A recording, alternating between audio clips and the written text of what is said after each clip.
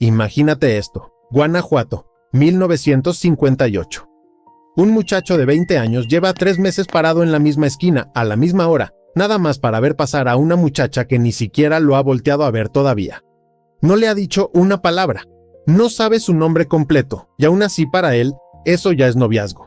Si le contaras esto a alguien de 20 años hoy, se reiría. Le sonaría a acoso, a pérdida de tiempo, a una historia de otro planeta. Pero así amaba México antes de que existieran los mensajes de texto, y vale la pena entender por qué. Antes de cualquier romance había una regla que nadie escribía pero todos obedecían.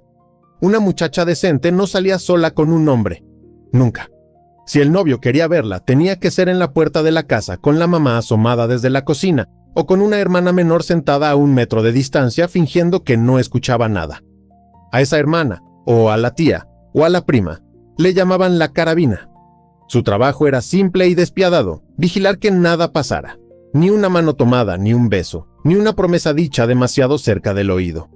El amor, en ese México, se practicaba bajo supervisión, y sin embargo la gente encontraba maneras de esquivar esa vigilancia, porque el deseo siempre encuentra grietas.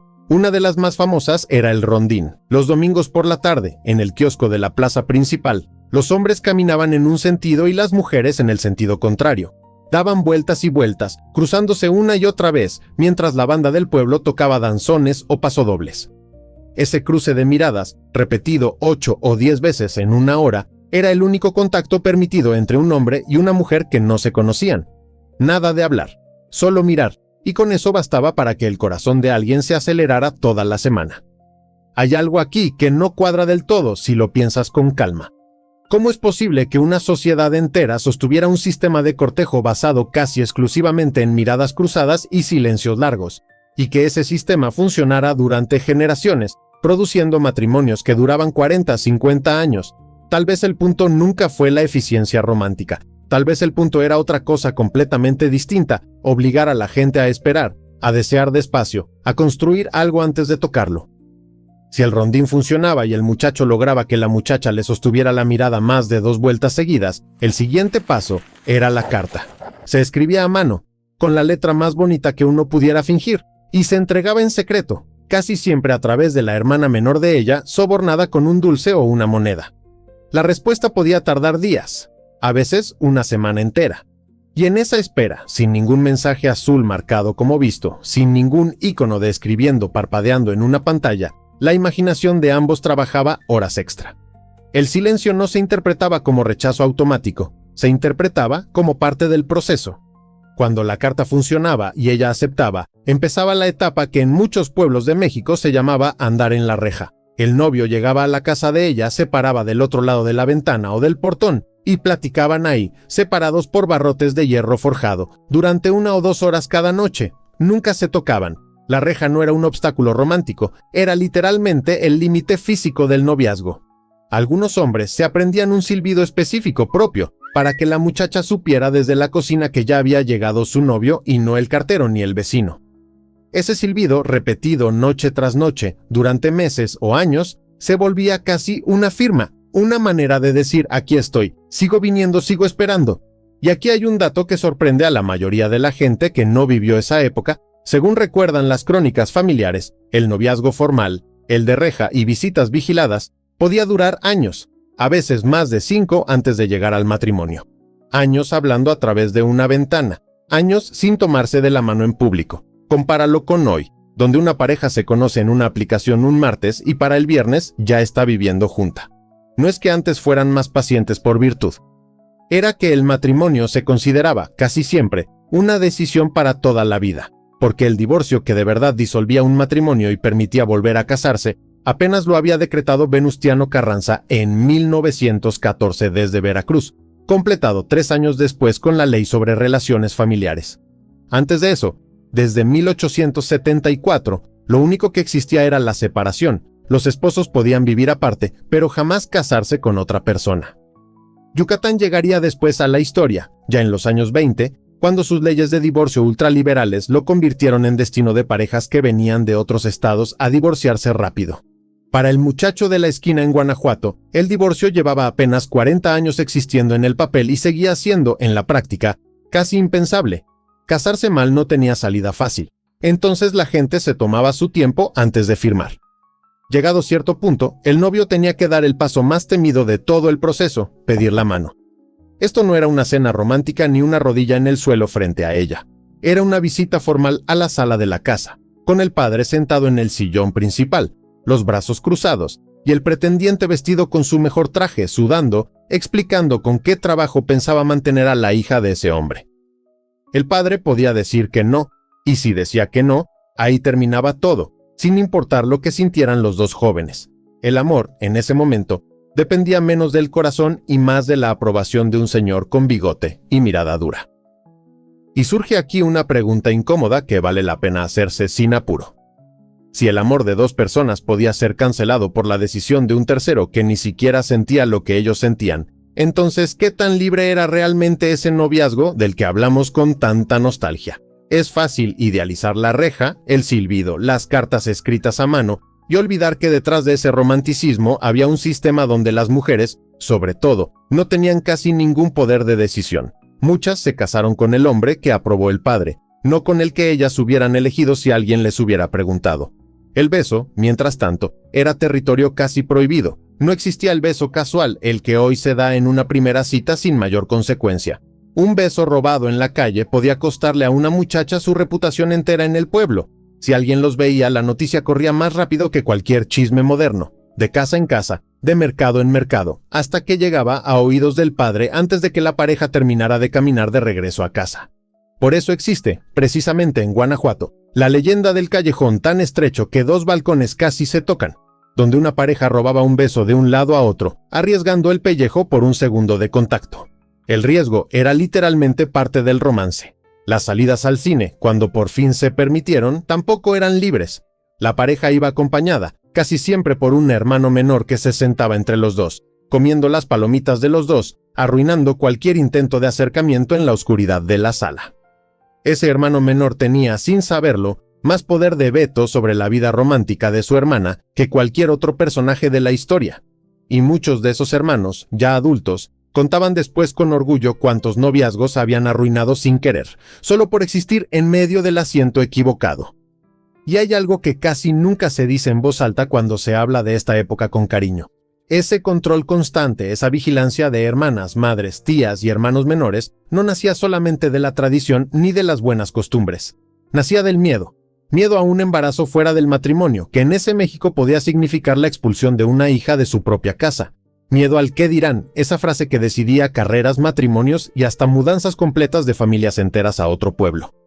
Detrás de la ternura de la reja y el silbido había casi siempre un miedo profundamente real.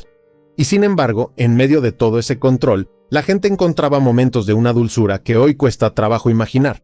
Las serenatas, por ejemplo, seguían siendo uno de los actos de amor más valientes que un hombre podía hacer en público. Contratar a un trío o a un mariachi completo, presentarse a medianoche frente a la ventana de la muchacha y cantarle delante de todo el vecindario, sabiendo que medio pueblo se iba a despertar, sabiendo que al día siguiente todos iban a comentarlo en el mercado. Esa exposición pública, ese ridículo asumido con gusto, era una declaración de amor mucho más arriesgada que cualquier mensaje de texto enviado desde la comodidad de una cama a las 3 de la mañana. Piensa nada más en la diferencia real. Hoy, si algo sale mal, uno simplemente deja de contestar. Se llama dejar en visto y a veces ni siquiera eso. Directamente se bloquea a la persona y desaparece de la vida del otro sin explicación ninguna.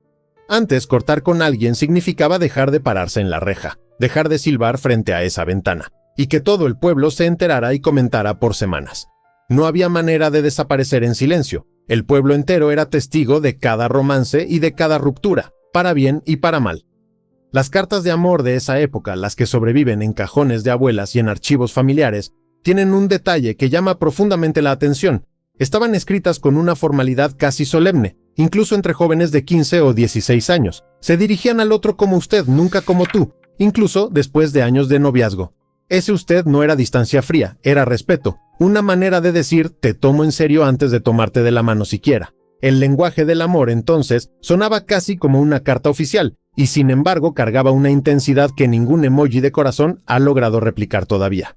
Y está también el asunto del anillo, que en muchas familias mexicanas no llegaba al inicio del noviazgo sino años después, casi como el premio final de toda esa espera. Muchas parejas de rancho ni siquiera usaban anillo de compromiso formal, sino que el paso decisivo era la pedida de mano frente al padre, y de ahí directo a la organización de la boda, que en pueblos pequeños podía tomar meses de preparación, con vestido cosido a mano, banquete cocinado por toda la familia extendida, y una fiesta que duraba 3 días completos. Hay algo más que casi nadie menciona cuando idealiza esta época. Todo este sistema de reja, carabina y pedida de mano funcionaba distinto según la clase social. Las familias con dinero podían costear noviazgos largos, con visitas formales y regalos. Las familias campesinas, en cambio, muchas veces resolvían el matrimonio por necesidad práctica. 2 jóvenes juntando trabajo y tierra, con muy poco espacio para el romance de reja que tanto se cuenta en las películas. La nostalgia colectiva casi siempre recuerda la versión bonita, la de clase media urbana, y olvida que para millones de mexicanos el noviazgo fue mucho más corto y mucho más urgente. Otro capítulo que casi nadie recuerda hoy es el papel de la radio en todo este cortejo silencioso. Desde los años 30 y 40, las radionovelas mexicanas enseñaron a generaciones enteras cómo debía sonar el amor verdadero, con frases dramáticas, promesas eternas y villanos que separaban a los enamorados en el último capítulo. Muchas parejas jóvenes copiaban, casi sin darse cuenta, el lenguaje que escuchaban en esos programas, porque no tenían otro modelo de referencia para expresar lo que sentían. El amor de la radio se convirtió, silenciosamente, en el guión emocional real de miles de noviazgos en pueblos y ciudades. Y estaba también la quinceañera, esa fiesta que hoy se conoce sobre todo por el vestido y el vals, pero que en su origen tenía un propósito social mucho más directo. Cumplir 15 años marcaba, ante todo el pueblo, que una muchacha ya estaba en edad de recibir pretendientes de manera formal. Los padres invitaban a familias conocidas, presentaban a la hija vestida de gala, y esa presentación funcionaba casi como un anuncio público. Aquí está mi hija, ya puede ser cortejada, preséntense con respeto. Detrás de los globos y el pastel había una lógica social muy parecida a la de un mercado de futuros matrimonios. Y aquí aparece una tensión incómoda que rara vez se menciona en los videos nostálgicos sobre esta época, y que merece un segundo de pausa real antes de seguir. Si una quinceañera funcionaba como anuncio de disponibilidad matrimonial, entonces muchas de esas muchachas de 15 años terminaban comprometidas con hombres bastante mayores, a veces 10 o 15 años mayores, y nadie en ese momento consideraba raro semejante diferencia de edad. Lo que hoy generaría un escándalo inmediato, en ese México se llamaba simplemente una buena pareja, un hombre ya establecido que podía mantener a la familia. El compadrazgo también jugaba un papel silencioso en todo este entramado. Cuando 2 familias se llevaban bien desde antes, a veces los padres mismos sugerían, con toda la sutileza posible, que sus hijos deberían fijarse el uno en el otro. No era un matrimonio arreglado en el sentido estricto, pero tampoco era del todo espontáneo. Era un empujón discreto, una cena organizada casualmente, una invitación repetida hasta que los jóvenes empezaban a notarse solos, exactamente como los padres habían planeado desde el principio sin decirlo en voz alta. Con el paso de las décadas, ese sistema empezó a resquebrajarse poco a poco. La llegada del teléfono fijo a las casas mexicanas entre los años 60 y 70 cambió por completo la dinámica. Ya no hacía falta pararse en la reja, bastaba con marcar un número y esperar que contestara la persona correcta y no el papá, que en muchas casas tenía la política de colgar de inmediato si escuchaba una voz de hombre preguntando por su hija. Esa llamada telefónica corta, nerviosa, con la respiración contenida por si alguien más de la casa levantaba la otra extensión, se convirtió en el nuevo campo de batalla del amor adolescente mexicano.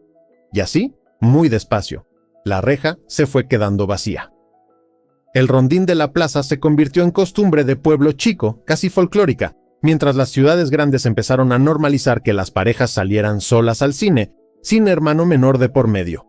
Las cartas se volvieron cada vez más raras, sustituidas primero por llamadas, después por mensajes de texto, después por aplicaciones que resumen a una persona entera en 5 fotografías y una frase ingeniosa. El noviazgo, que duraba 7 años, se volvió, para muchas parejas actuales, algo que apenas dura 7 meses antes de mudarse juntos o de terminar para siempre.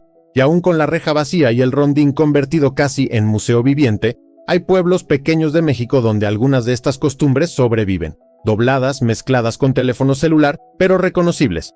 Todavía hay muchachos que se paran fuera de una casa esperando permiso del padre antes de llevarse a la hija al cine.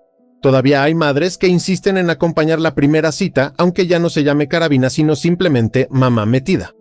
La forma cambió, la vigilancia cambió de nombre, pero el instinto de proteger algo tan frágil como un primer amor sigue vivo bajo capas distintas de tecnología y costumbre. No se trata de decir que antes todo era mejor, porque sería mentira y sería injusto con las mujeres que no tuvieron voz para elegir, con los padres que arruinaron amores reales por orgullo, con el miedo que sostenía buena parte de aquellas reglas. Pero tampoco se trata de burlarse sin más de esa forma de amar, de reducirla a una anécdota absurda para reírse un rato en video. Había algo ahí, en esa espera obligada, en esas cartas escritas con cuidado, en ese silbido aprendido de memoria para una sola persona, que hoy se perdió sin que casi nadie se diera cuenta del momento exacto en que desapareció. Cuéntame en los comentarios cómo se conocieron tus papás o tus abuelos. Y quizás lo único que queda por hacer antes de cerrar esta historia es preguntarle a alguien mayor de tu familia cómo conoció a su pareja y escuchar la respuesta completa, sin apuro, como se escuchaba antes. A lo mejor descubres que tu abuelo fue alguna vez un muchacho parado 3 meses en una esquina, esperando que alguien lo volteara a ver.